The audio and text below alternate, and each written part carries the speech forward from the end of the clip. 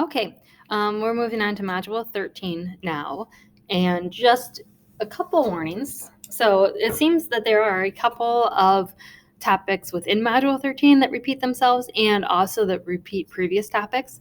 So I am actually going to skip doing domain and range from the graph of a quadratic function, because if you need that, you can look at the Module 11 video. And same with graphing a parabola of the form y equals x minus h squared plus k, because that is also in Module 11. Okay, so we're going to start with graphing a parabola in the form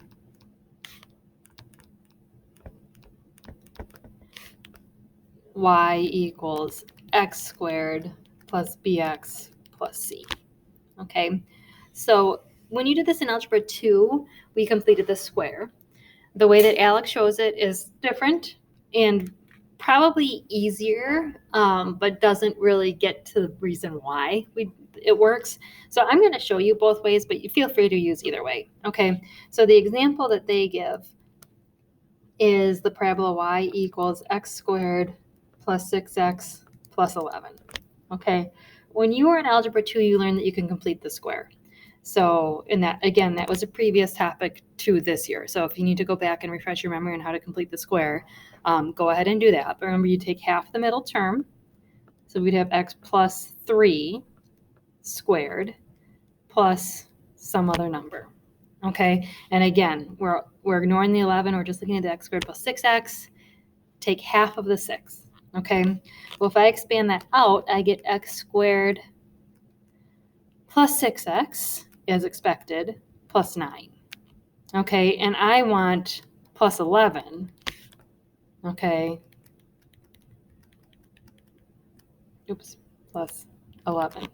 Okay, so that means that that has to be a 2 there for me to get equivalent expressions. Okay, and once I've done that, I can figure out that the vertex of the parabola is -3, 2, because we know that from graphing form. Okay, and then when I graph it, I'd put the vertex at -3, 2.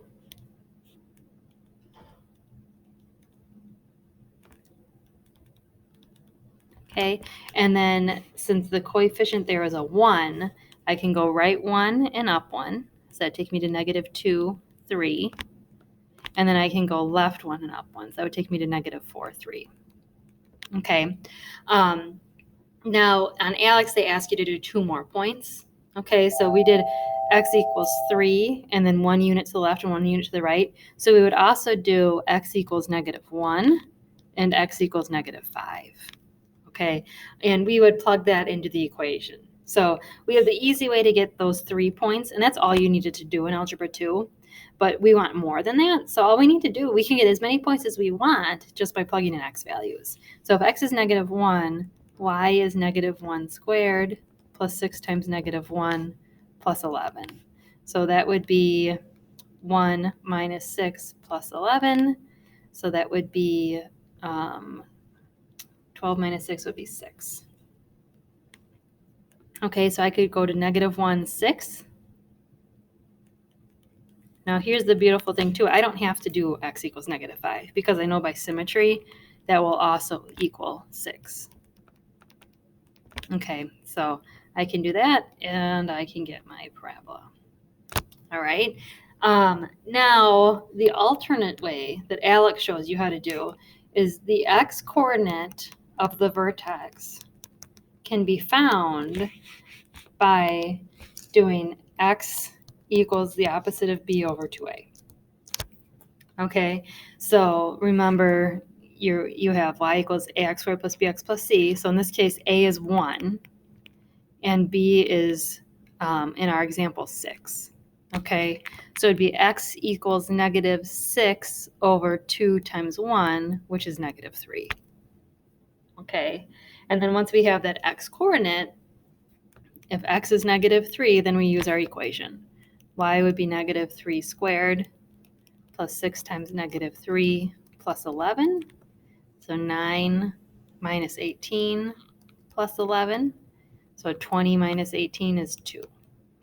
Okay, so we would get negative 3, 2 for the vertex, just like we did over here. Okay, and that's the way Alex shows you how to do it. So you can get the vertex that way, and then again, you can get the other points the same way. So the same way that we did in Algebra 2, or you can even just by plugging and chugging, right? So work your way out from an x-coordinate of negative 3. So then the next one you do would be negative 2 and negative 4, and then work your way out one more and do negative 1 and negative 5. Okay, but then use that symmetry too. You know that if you found one side, you don't have to recalculate for the other side. There's the symmetry there. Okay. The next one then is graphing it. Let's see here. They're going to add some coefficients now. So we have not seen this one yet. Okay, so it's going to be graphing a parabola when it's in the form a times x minus h squared plus k. Okay, y equals. So it's real similar to what you've seen before. It's just the stretch factor is different, right? So the example that we have here is y equals 2 times x plus 3 squared minus 4. Okay, so again, we know that that vertex would be at negative 3, negative 4. So we can get that.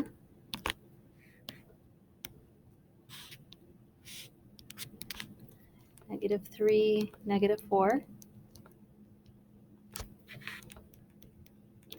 And then our stretch factor is 2. Okay, so if I go 1 to the left and then up 2. Okay, so that would take me to negative 2, negative 2, just following the grid, right?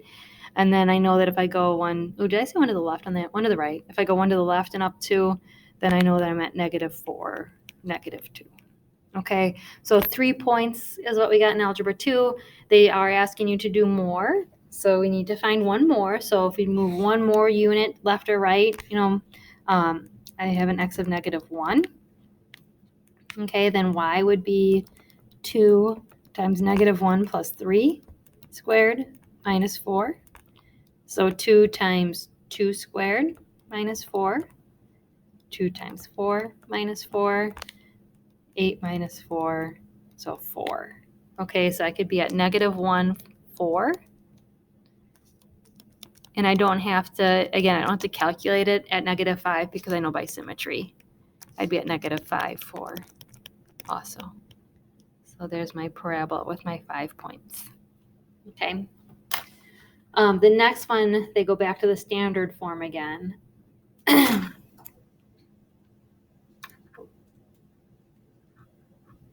Okay, where we have graphing a parabola of the form y equals ax squared plus bx plus c. So it's similar to the one that we just did 2 topics ago, but they have a is not 1 in these cases. Okay, so the example that they give me here is y equals 2x squared plus 8x plus 10. Okay, so if we do it the way that Alex does it, your x-coordinate of the vertex is the opposite of b over 2a. So we'll have negative 8 over 2 times 2.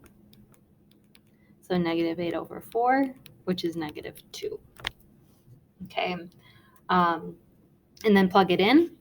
Y would be 2 times negative 2 squared plus 8 times negative 2 plus 10. So we will have 2 times 4 plus negative 16 plus 10. So 8 minus 16 plus 10. So negative 8 plus 10, we'd have 2. Okay, so the vertex is at negative 2, 2.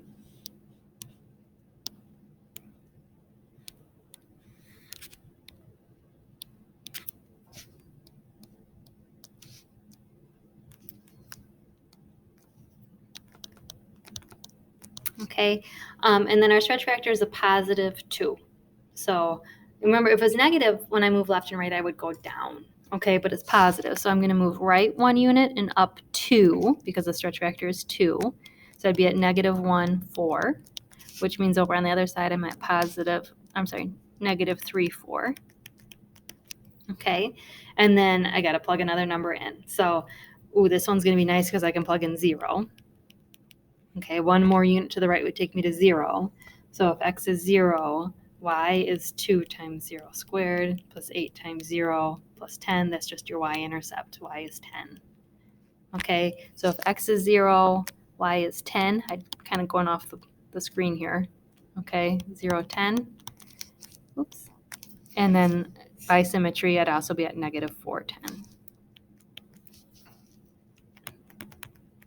Okay, and I could draw that parabola in roughly. Okay. I think that's it for all of the graphing parabolas. Okay. Next one is finding the x-intercepts and the vertex of a parabola.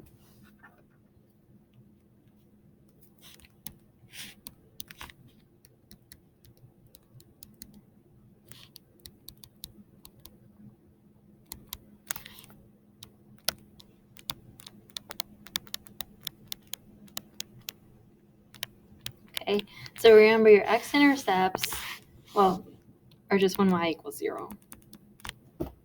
Vertex, we've been doing that over and over and over again, so that one should be pretty straightforward for you. Okay,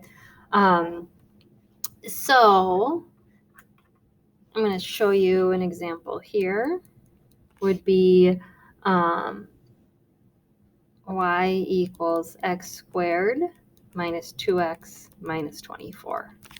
Okay, so we want to set y equal to 0, and then that allows us to use your quadratic formula or factoring. Okay, so if y equals 0, and I'm going to guess that most of these are factorable, if not all of them. Okay, so 0 would be, this one is factorable, x minus 6, x plus 4. Okay, so our x-intercepts would be when x is 6 or x is negative 4. Okay, so our x-intercepts will be 6, 0, and negative 4, 0. Okay, for our vertex, we can do your x equals the opposite of b over 2a again. So you can do, it'd be positive 2 over 2 times 1. So it'd just be 1 for your exponent of your vertex. Or we can average the x-intercepts. Okay, again, because of symmetry, your vertex has to be halfway between your x-intercepts. So 6 and negative 4, average them. So add them up and divide by 2. So 2 over 2, which is 1. Okay, either way, we get 1. So you can pick which method you want to use. You could also complete the square if you wanted to. Okay, if we completed the square, we'd have y equals x minus 1 squared. And if I expand that, I'll get x squared minus 2x plus 1. And I want minus 24, so I'd have to do minus 25. And then I can also, I get the whole vertex there, not just the x-coordinate. I get that it's 1, negative 25. Okay, so there's another way to do it. If you're doing it one of the first two ways, you still have to solve for y once you get x. So y is going to be x squared minus 2x minus 24. So we'd have 1 minus 2 minus 24, which is negative 25. Okay, so you have 3 methods for finding the vertex. And you can just pick one of them. Okay, so our vertex here again would be at 1, negative 25. Negative. Okay, there's your answers. All right, our next topic is rewriting a quadratic function to find its vertex.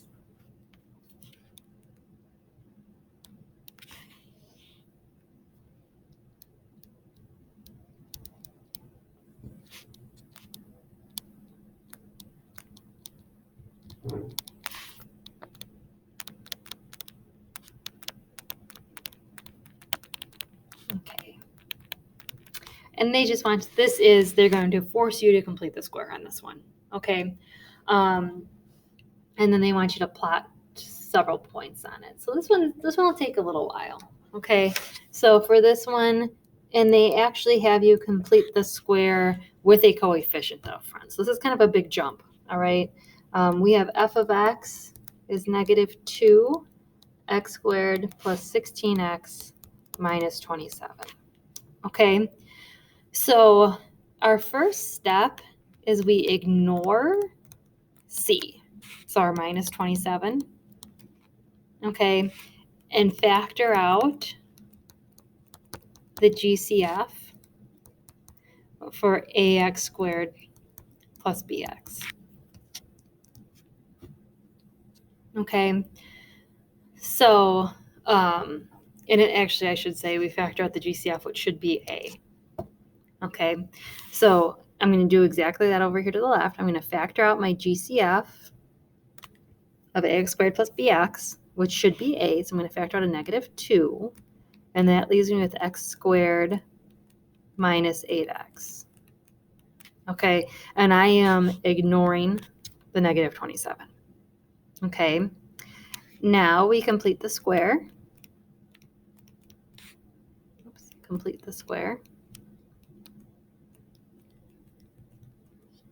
And that's only in the parentheses. Okay, so I'm kind of ignore that negative 2. All right, so I would have, oh, you know what, and I'm going to take out that equals because it's not technically equals yet. Okay, just a picky thing. So I'm going to have negative 2 half that 8x term, so x minus 4 squared. Okay, so all I need to do, I'm almost done. I just need to find that plus k part. Okay, so that's the last piece that I need. So now I expand it to see what I'm missing. Okay, so I would have negative 2 times x squared minus 8x plus 16. Okay, and I got to figure out what that k is. All right, I guess I could technically, I'll leave it. All right, so then I'm going to distribute the negative 2.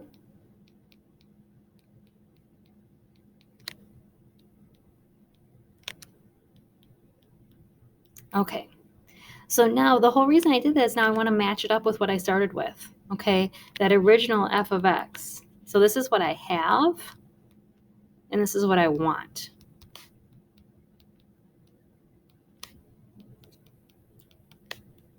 Okay, which means that I need to add 5 to what I have to get to what I want. Okay, if I add 5 to that negative 32, I'll be at negative 27. So that's what the k is. All right, so I can take this, and now I have solved for k. So y is negative 2 x minus 4 squared plus 5. Okay, so I have completed the square there. I'll do a second example on this one too. I'm only going to graph it once though, because you guys should be able to graph that now. Okay, but when we graph it, we've got our vertex first.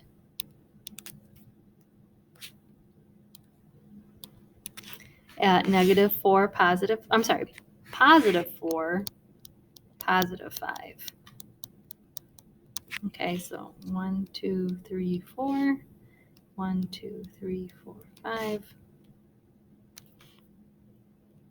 So at 4, 5.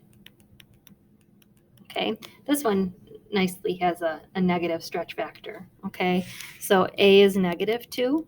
So for my vertex, I'm going to go left 1 unit and then down 2 units. Okay, so that gives me another point there then at 3, 3. All right, and then I'll move right 1 unit and down 2. So that puts me at 5, 3. Okay, so I've got 3 points, and then like we did before, we need to plug in another number. Okay, so maybe we plug in x equals 2, so we move to the left 1 more unit. Y will equal negative 2, 2 minus 4 squared plus 5. So negative 2 squared there. So negative 2 times 4 plus 5 is negative 8 plus 5. So we get a negative 3. Okay, so we'll be at 2, negative 3. And then due to symmetry, we'll also be at 6, negative 3.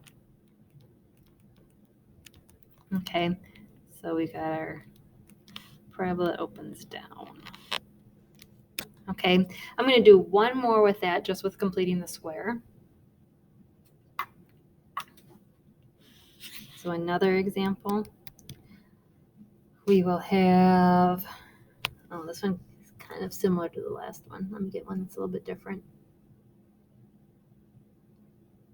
Ooh, this one's a big one. Okay, so this one they give you is 2x squared minus 20x plus 49.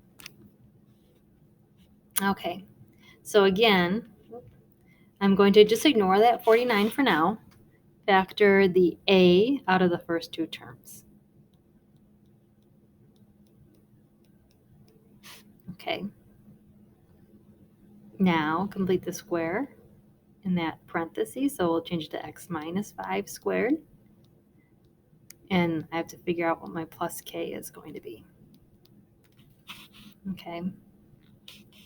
So if I expand this out, I'll have 2x squared minus 10x. Oops, not x squared, just 10x.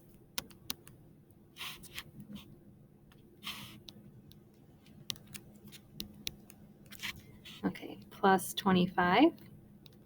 So I have 2x squared minus 20x plus 50.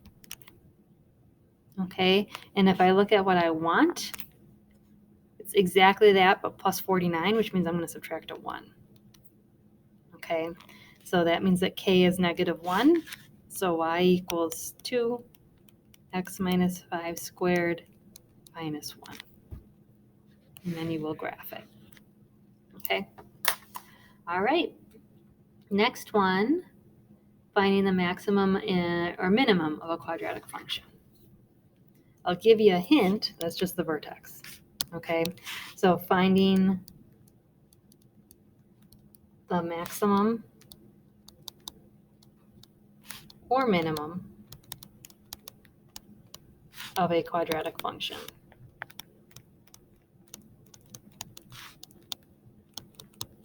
Okay, so for this one, if it opens down, okay, so if a is less than 0, then your parabola opens down and it has a max. Okay, and no minimum because it just keeps going down forever. All right, if a is positive, your parabola opens up and we have a min. Okay, and when we talk about the value, okay, we want just y. We really don't care what the x is. We just want to know the lowest or highest y value. Okay, it will ask you what x it occurs at though. Okay, so Alex is going to ask you if it has a min or a max.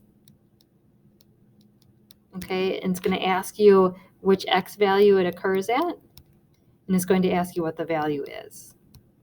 Okay, so you're going to answer all three of those questions. We will do that with an example here. We've got 3x squared minus 30x plus 79. Okay, so you have your options again. Okay, method 1, we could complete the square.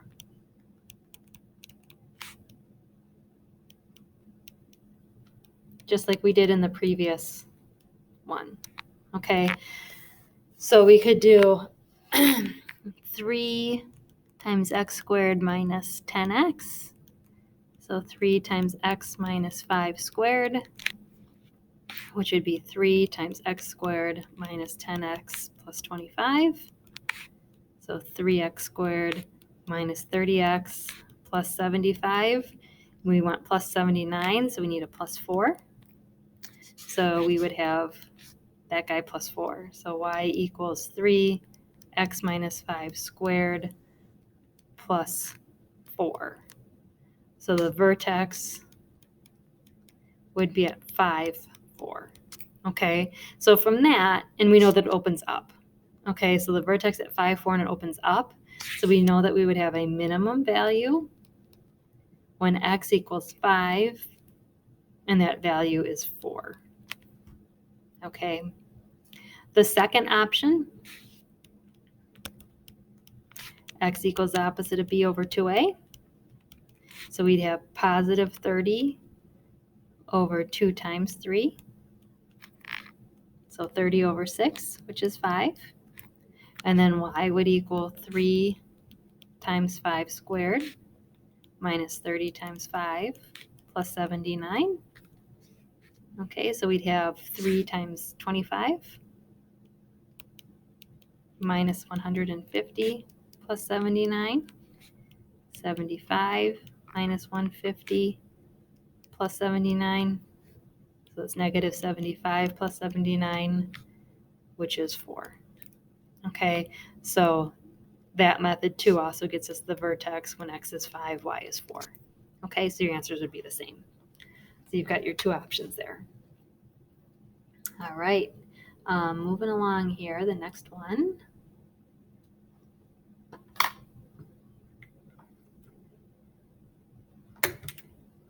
Let's see here.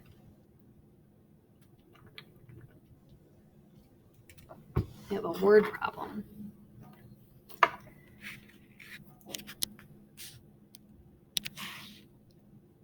Word problems. A word problem involving the maximum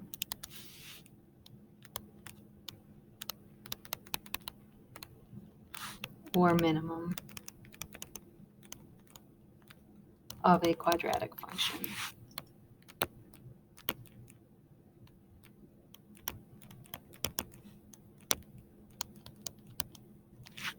Okay. All right, so for this one, they give us an aircraft factory manufactures airplane engines. The unit cost in dollars to make each airplane engine depends on the number of engines made. If X engines are made, then the unit cost is given by the function C of X equals 0.6x squared minus 324x plus 55,426. Okay, what is the minimum unit cost? Okay, so what they're kind of getting at here is that, I mean, this is a parabola that opens up. So if you think about it, as x increases, the cost to make a single engine is at first high. Okay, like if I'm going to go and I'm just going to build one engine, it's going to cost me a lot. Okay, but then once I start making more, the price of each engine, the cost to make it goes down. Okay, because like initially I have to set everything up. I have to get all my machinery, like that cost to just make one. But then you think about like, well, as long as I'm at it, I can make some more, and then the cost per engine starts to go down. Okay, if I asked you to make anything, right, the cost to make one might be a lot, but then if you start to make more, like you mass produce them, okay, the whole idea there, the cost goes down. Okay, and then what they're getting at here, but then if you start to make too much, your cost goes back up again. I'm not sure that I would agree with that very much, but that's the graph that they're giving you. Okay, they are going to let you use a calculator for this one, but you just have to find the vertex of that parabola. Okay, completing the square is probably going to be pretty messy, so you probably want to use the method where x equals the opposite of b over 2a. So we'll have 324 over 2 times 0.6. Okay, and again, you are going to use your calculator for that, and we get that x is 270. Okay, so 270 engines is going to be like the perfect amount, where the cost per engine is the least. Okay, so then C of 270 will be 0.6 times 270 squared. Just be careful you square the 270 first and then multiply by 0.6. and then 324 times 270. So just be really careful using your calculator with this, okay? And you get $11,686.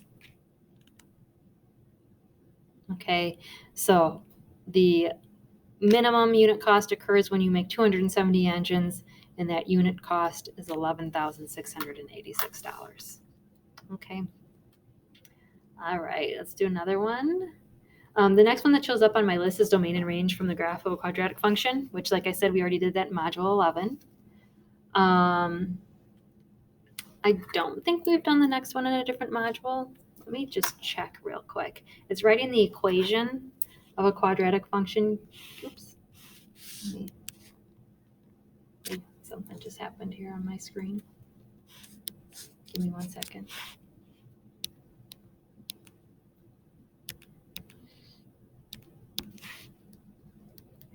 Okay, writing the equation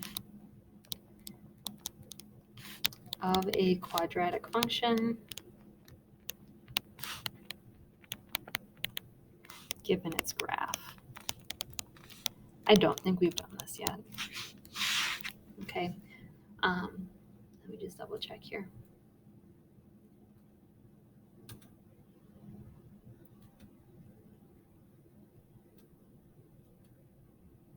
Yeah, we definitely have not. Okay, so they give us an example here. Give you a couple points, and that's it.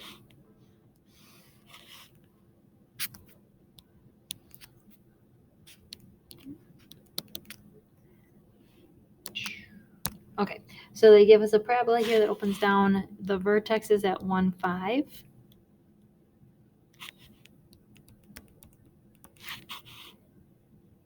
And then it's got a point at 2, 2.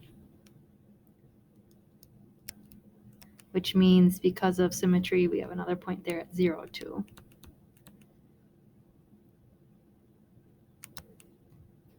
Okay. And they want us to write it in graphing form, which is nice. Okay, so, oh, I apologize. It's a little bit, didn't go right through the point there like I wanted it to, but that's okay, right? You guys are good. Okay, so we have the vertex. Well, this is pretty straightforward. Okay, the vertex is at 1, 5. Okay, so that's your HK. And then your stretch factor is going to be negative because it's opening down, and then just go from the vertex to your point. So how many units do we go down? Well, we go right 1 and down 1, 2, 3. Okay, so your stretch factor is negative 3. And that's it, right? You just have to get that from the graph. Okay, when I go right 1, I don't go down 1 in this case, right? I don't go from 5 to 4, I go from 5 to 2, so that's down 3. So your y equals a times x minus h squared plus k. So y equals negative 3, x minus 1 squared plus 5. And that's it. That's your final answer for that one. Okay. Let's see what the next one is. We're getting close to the end here. All right. The next one is finding zeros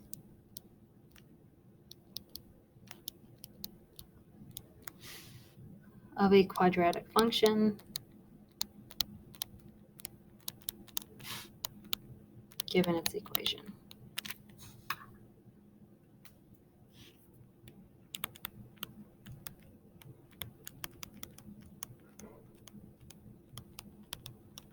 Okay.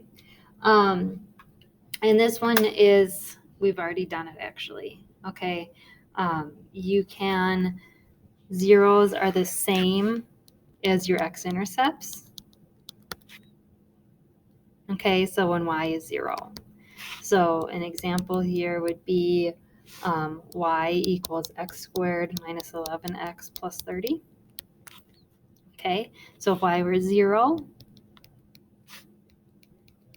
oh, that should be 30. Factor or use your quadratic formula. Okay, so this one is factorable. would be x minus 6 and x minus 5. So your zeros occur when x equals 6 and when x equals 5. Okay, and when we talk about zeros, your answers are just the x values. So 5 and 6 would be your only answers there. Okay, I don't think that they're going to give you any where there are none. Let me just double check here real quick. Because they do list that as an option, say if there's no zeros, but I don't see any problems right away where there are none. Okay, there would be no zeros if it's not factorable. Then you would use the quadratic formula. Okay, and if you use the quadratic formula and you have to square root a negative, then there would be no zeros. Okay, but it looks like all these are going to have actual real zeros. Okay, next one is identifying polynomial functions.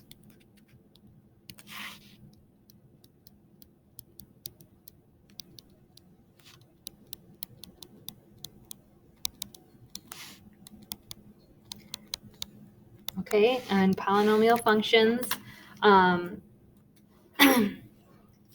of the form y equals, I'm going to use the same notation that a to the n, x to the n, plus I'm going to use the same example, same notation as Alex does. Yeah, you know what? I don't like it. So I'm not going to use the same thing that Alex does.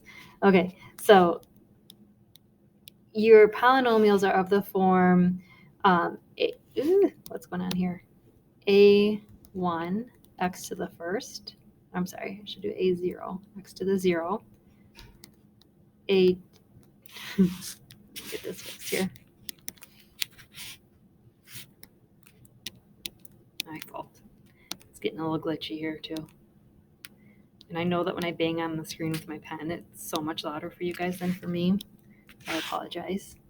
Okay, A1, x to the 1, A2, x to the 2, A3, x to the 3, and so on until we get to whatever your last term is.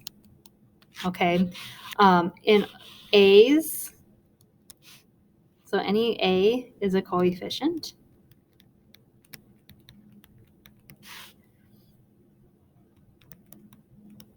Okay, and those can be positive or negative.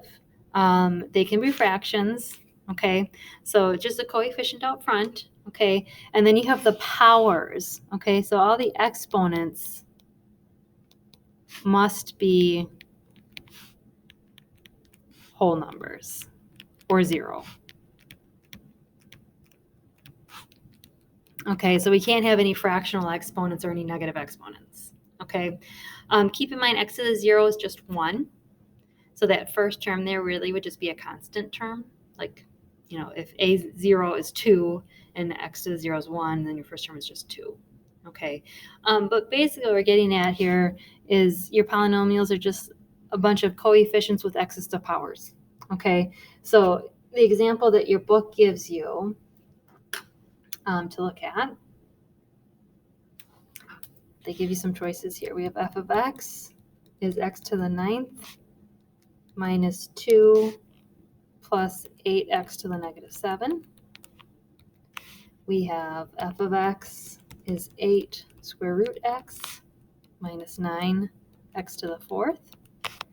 We have f of x is negative 1 over x cubed.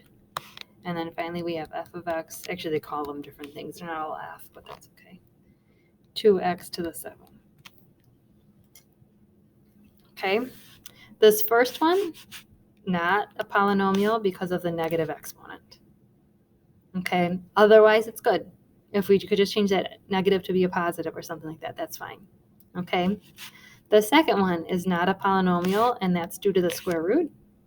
Okay, your square root of x is the same as x to the 1/2, and you can't have fractional exponents. Okay, your third one is also a no. 1 over x cubed is the same as x to the negative 3, and we can't have negative exponents. Okay? And then your last one is yes. Okay? We have a coefficient, an x to a whole number power. Okay? So just look for those negative exponents, look for the fractional or roots, and look for any x's in the denominator. Okay? Next one.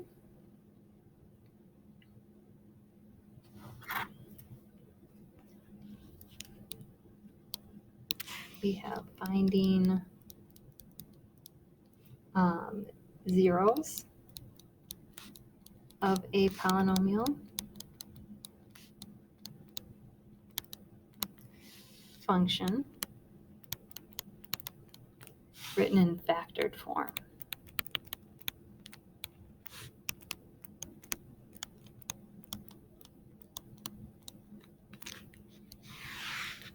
Okay. So what you do with this is you use your zero product property, and you just take each factor and set it equal to 0. So we'll have g of x is negative 2x times x minus 7 times x squared minus 49. And we're supposed to find all of the zeros, okay? A lot of kids forget about just that first x there, okay? If x is 0, the whole thing is 0, okay? So that's 1. Then here, if x minus 7 is 0, then the whole thing is 0. Again, that's your zero product property. So that would be x equals 7. And then here, if x squared minus 49 is 0. So if x squared is 49,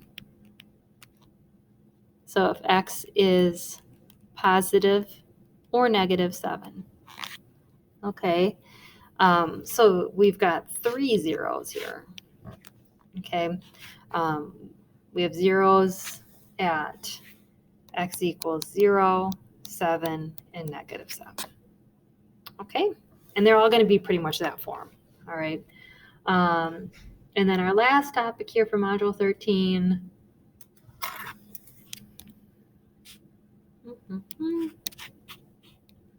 We have finding the x and y intercepts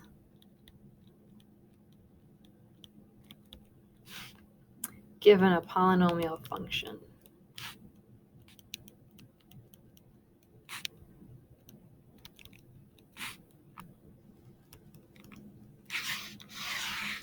Okay.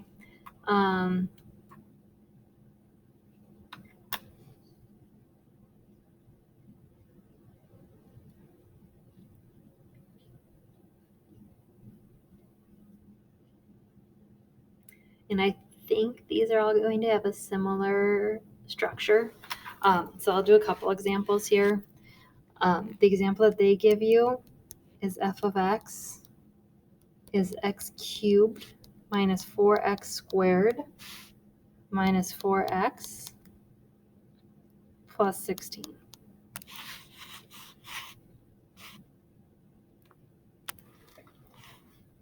Okay, so your y-intercept, you make x equal 0. Okay, so y would equal 0 cubed minus 4 times 0 squared minus 4 times 0 plus 16. It's always just going to be that last number. Okay, so it's just y equals 16. Okay, now here's the tricky part. Your x-intercept is when y is 0. So 0 equals x cubed minus 4x squared minus 4x plus 16.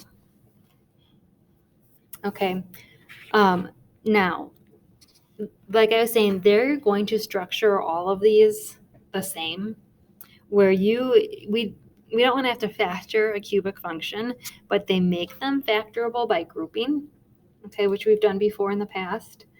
So what we do is we take the first group, So x cubed minus 4x squared.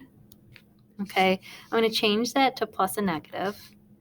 So plus negative 4x plus 16. Okay.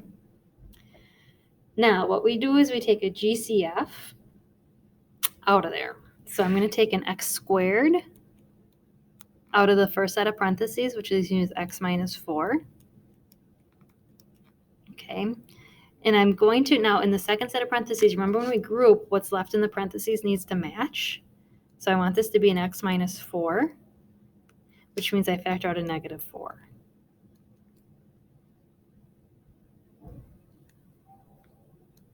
Okay, so now I can take these guys and put them together. X squared minus 4 and x minus 4. Okay, so, and again, like I said, they're all going to be like this, okay, where you're going to be able to do it by grouping. So then we take your x squared minus 4 equals 0. So x squared is 2. I'm sorry, 4. I was getting ahead of myself. So x is positive or negative 2. And then for this one, x minus 4 is 0. So x is 4. Okay, so your y-intercept, again, is going to be 0, 16. Or I think they just give you, you just use 16 when you put in your answer. Okay, and your x-intercepts are going to be 2, 0, negative 2, 0, and 4, 0. And like I said, too, I think they just have you put in 2, negative 2, and 4. Okay, we'll do one more like that just so you can see that factoring again.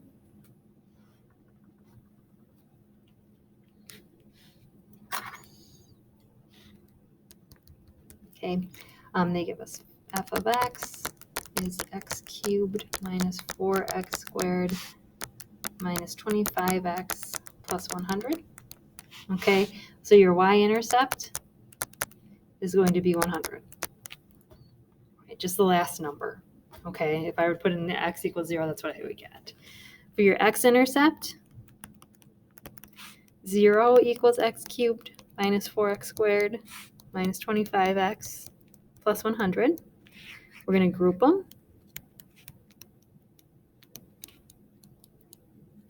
Change that negative 25x to plus a negative 25x.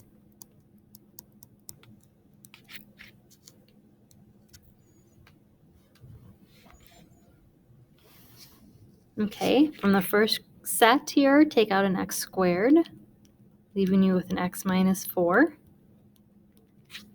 Okay, and in the second set, we want to be left with x minus 4, so we factor out a negative 25. Okay, so then we have x squared minus 25, x minus 4. Okay, so this one, x squared minus 25 is 0. So x squared is 25. So x is positive or negative 5. And then for this one, x minus 4 equals 0 when x equals 4. So your x-intercepts are 5, negative 5, and 4.